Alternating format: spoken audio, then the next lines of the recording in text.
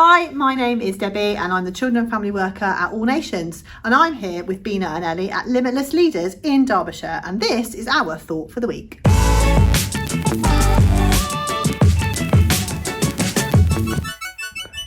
Okay, so we've been attending lots and lots of different seminars and different sessions over the last couple of days, and we thought we would share just something that we've learned, and hopefully that will impact you as you go through the rest of this week. So for me, it was a session we had last night when we talked about the idea that but God.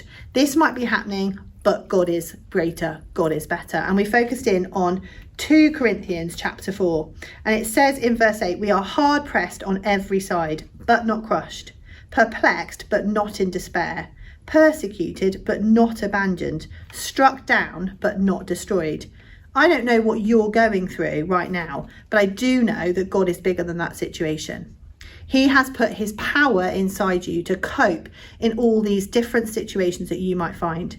And it says that however difficult things are, God is with us.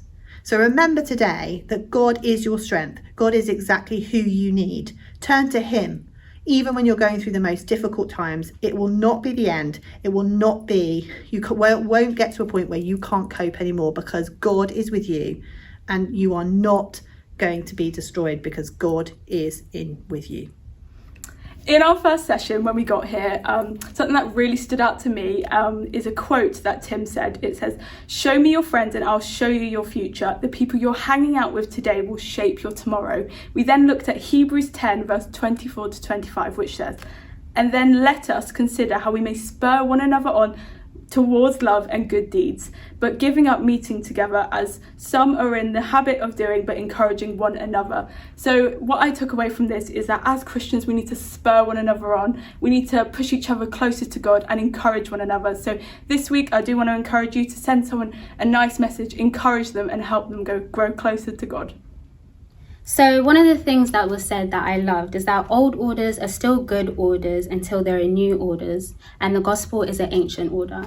In one of the scriptures it says, "But we have this treasure in jars of clay, to show that this all-suppressing power is from God and not from us." And this all-suppressing power is the gospel of God. Sometimes we might forget that when the scripture says we're hard pressed and we don't know what to do, we might be stuck. But in this present weakness, how much do we trust in God? How much do we actually still have confidence in the gospel that it is enough? And sometimes we have to reflect on this and think that Jesus still has power in the gospel, and therefore he still has power in my situation.